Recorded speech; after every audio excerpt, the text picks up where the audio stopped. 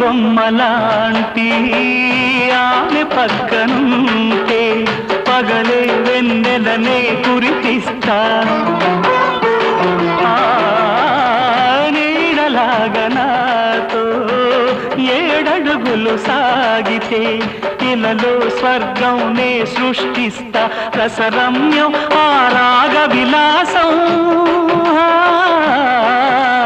రసరమ్యం ఆ రాగ విలాసం వసివాడదు అది ఆ జన్మాంతం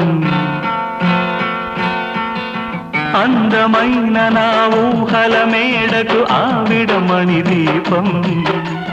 అంది అందని నాశలకు ఆమె ప్రతిరూపం ఆ తలపే నా ధ్యానం ఆ అభినవ దేవత నా ప్రాణం